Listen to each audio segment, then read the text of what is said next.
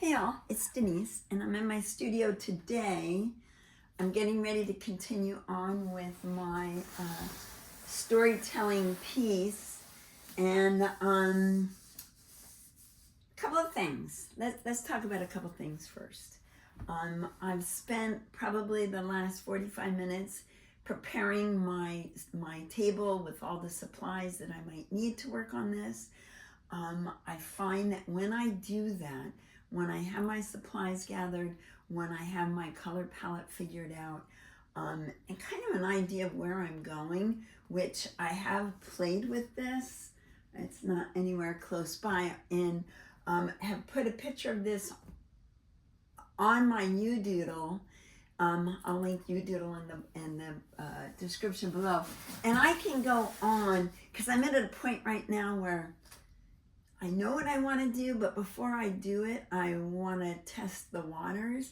And I can go on YouDoodle and kind of play around and figure out, what do I want to cover up? Because a lot of this is going to get covered up. And I need that space to cover things up because I might want to add more. And I can't do that with where it's at right now because there is a lot going on, which I love. So I want to calm that down a little bit and bring out some more things to the story. I'm going to have a house here. I'm going to add a house in over here. I'm pretty excited about this piece. And it's because I've been taking my time with it and kind of letting the story unfold. And for me, that's where my art is right now. As an artist, you know, or if you don't know, be ready for and be open to things always evolving and always, you'll work on a piece and you get an idea. Oftentimes that's what happens. I'm halfway through a piece and I'm already thinking about the next one and how I want to take some of this into the next piece. So that's pretty exciting, and especially if you're open to it and you don't question yourself all the time. And I think that also comes with the practice and the experience of painting more. The more you paint, the more comfortable you get with that because it's only paint. If you do something you don't like, you cover it up with more paint or papers. So that's what I've done is I've spent some time, I've got my things together, and I'm going to share that with you. And I'm pretty excited about the storytelling portion of it, and I hope that yeah, you might give that a try. It's pretty fun. And really all it takes, we all have memories. We all have things in our lives that just make us smile. Sometimes we don't smile about them, but they're still worthy of art. And it doesn't have to depict the exact thing. It could be just, this wasn't the house I lived in. This isn't going to be the house I lived in. But when I add houses, it just reminds me of I mentioned before, we moved a lot, and our family did. And, we lived in a lot of places, a lot of different houses. And as an adult, I have moved a lot as well, even staying in the same area and just jumping around. So, but it was all good. It wasn't anything crazy, anything suspicious. It's just, I moved. That's how I was brought up. So I was never afraid of moving to a new place. And because we had done it a lot. Like art, you paint a lot, you're not afraid to move on to the next phase or the next piece or the next thing you're going to cover up. It all kind of intertwines. So there's that. Okay, so let's take a look at how I set my table up. Over in this corner, I've got my folders that contain all the papers that I might want to use in this piece. Obviously, way more than I'll ever use in probably the next 10 or 20 pieces. But I like to have them right at arm's length in case there's something I want to add into as I'm going along. I've got my oil pastels here. This is the Montmartre pastel set. What an array of colors. And I'll have that down in my description, a link to that. But I also have a selection of oil pastels that I use a lot. I have a bucket of plenty of water. I don't want to keep changing my water out as I'm working, so I keep a big bucket so it really gets my brushes clean. I have a selection of some of my smaller paints, just in case. I always keep my medium handy, and I actually also, this is a little tip if you don't already do it, you know how these tubes, once you get down to the end, you can't get everything out of it. Well, I just cut it off, and then I have this great little pot that I can dip right into until this is gone, and I put a big clip on it to keep it shut. I'm going to use this up pretty quickly, so I'm not too worried about it drying out. Again, I'm trying to use up these tubes of titanium white and parchment. This is actually unbleached titanium and parchment. I use that a lot, so it's easy for me to grab one of my new tubes. I'm going to try to use these up. I've got my woody pencils. I've got the top of my travel art kit, and it's a toolbox, a Husky toolbox from the hardware store. I love this thing. It stacks up to, I have the version that stacks into 3 different segments, and I can store my inks there. I have my graphite pencils, my charcoal, markers, small brushes, and odds and ends that will fit there, and color wheels, of course. Let's see, what else do I have? I just picked this up at the thrift store. All these great little letters for like, I think this was 99 cents. And I don't use the letters, you know, spelling something out. If I do, I'm going to bury them in the paint, so it just leaves an impression or a texture. So there's that. I've got my wipes. I got a glass of water, so I make sure to hydrate.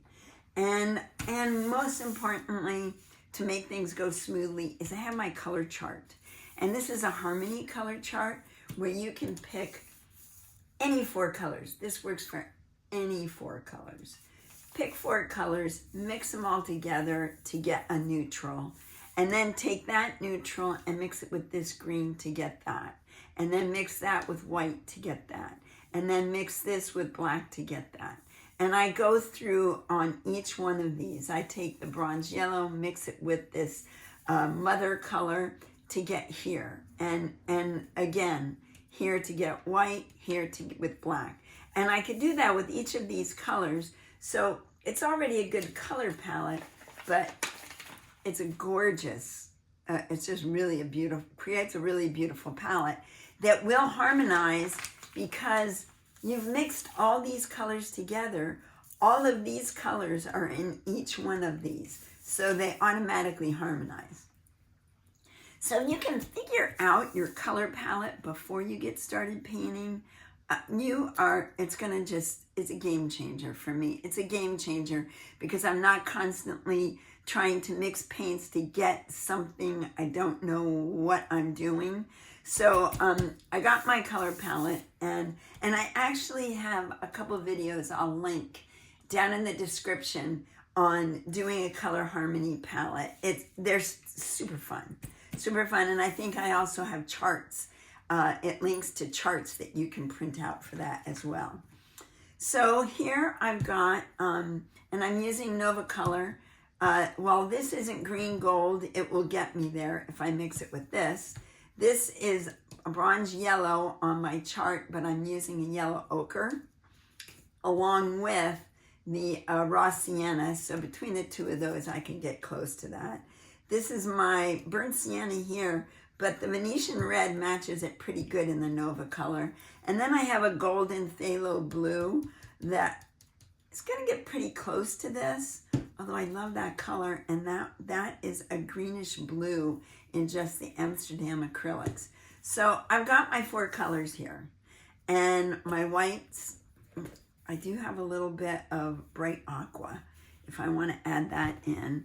I also keep whites and little condiment containers, so when I need a white, I don't have to go for the tube, and I can just grab this and squirt it in. So I love that. And then of course my brushes. So and a rag. That seems like a lot. This is so easy to pull together because a lot of it already fits in my travel. When I'm going off to work in the studio or I'm going to teach a class, I've got everything I need in my travel case.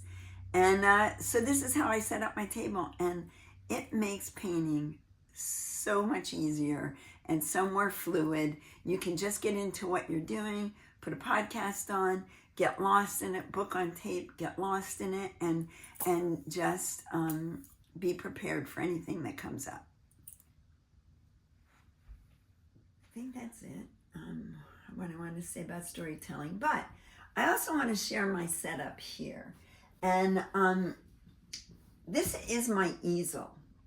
And if you remember from a few videos ago, I did my paint wall, which is right here. And I have all my paints organized. And I do have a video for this. I'll also link that in the description.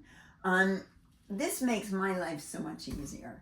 I make sure to put my paints away so that they're there when I need them. But it's so easy for me to go, oh yeah, I want that, I want that, I want that. And if I have my color palette, makes it even easier. Oh yes, that's what I want. I need that one. I need that blue. I need that green. And it's all right there. All I need to do is shop it off my own wall.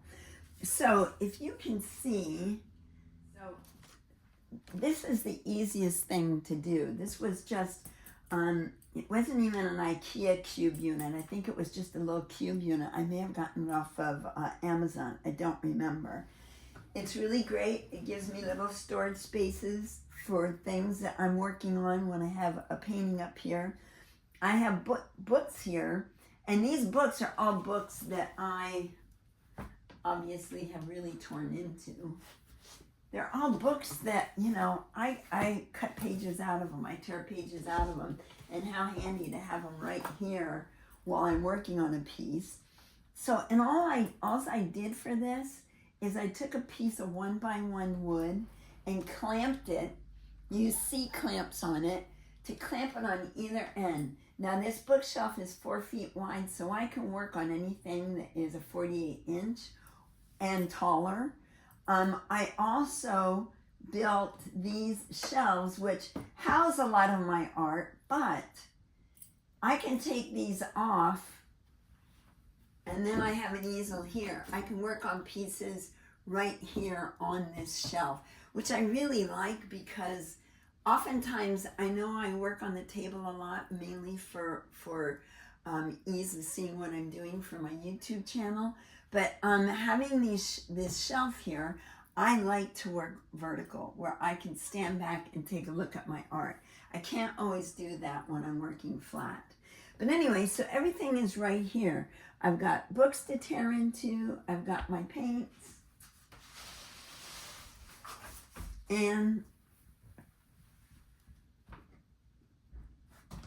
I have a pretty comfortable easel to just stand here and work. And then right next to the easel, I have a giant clipboard. And this is my painting surface. This is my painting palette. So while I'm painting, everything is right here. And I can work on it right there. Now, I am trying something new. I have one of my subscribers mentioned to me that she used her silicone mat as her paint palette because you just leave it, let the paint dry, and it peels right off, which could be kind of cool to peel it off and stick it into something. So I'm trying this out, new idea for me, and I think it's going to work pretty good. I keep my brushes that I might need for sure, and a towel, and I have a couple of things I still might want to add in. I have another paper doll dress, so that may show up somewhere. And I really liked these little bees. I don't know if you can see that. These little bumblebees. I tore that out because I love the way they look. So I may add couple little bees over here. You know, as kids we always had, because my grandmother always had flowers, there were bees, there were beetles, there were a lot of things around in the garden. So that's kind of what this piece is about. So I just wanted to share with you my setup. And I know not everybody is lucky enough to have a big space like this, but I gotta tell you, this was our living room. And my guy Jim, when I was one day saying, boy, I wish I had more space, he said, take the living room. And he was sitting here watching Super Bowl at the time, so I think he was distracted. But anyway, I took him up on it, and I have this big space, which is pretty awesome. For us, it works. We have another small room we use for our family room, and the family is just he and I. So it gives me a lot of space to have all my art supplies, have my paintings, be able to work kind of in a nice big open space with wonderful windows. So I'm pretty lucky, but also I'm really dedicated. I'm really committed to what I do.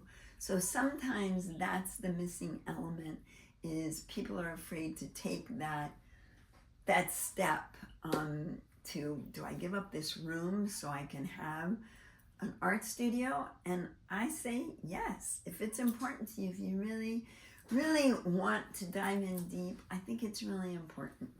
And everybody does it different, so I get that. Not everybody lives in a big house. We don't live in a big house. We're 1,400 square feet. So this was the logical room for me to think about taking over. So anyway, think about it. Think about, where you can kind of grow your space and what's important. And yeah, so thanks for being here. I'm going to work on this. I don't want to drag this video out really long, so I try to keep my videos short so I don't lose your attention. I know sometimes when I'm looking at videos, I have to be really into it for me to stick around for an hour. So I try to keep them under a half an hour, and when I can. But because I'm working on a large piece, as you know with a lot of my videos, I speed it up and I'm just quiet and I'm letting the camera do the talking for me. That works really well for me. I hope it does for you. It gives me the room to just be quiet and work on what I'm working on without trying to get my brain in gear to explain it to my audience as well as figure it out for myself. So anyway, thanks for being here, and thanks for being here. If you don't already, please do subscribe. I love subscribers, and you know what I really love? I really love comments. I love comments. I love to know what you're thinking, if this is helping you, if there's something you'd really like to know about that I'm doing. I'm always happy to share, as you can tell. That's why I'm here on YouTube.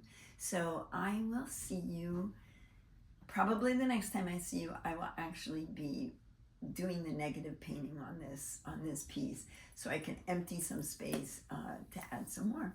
So thanks for being here. Bye.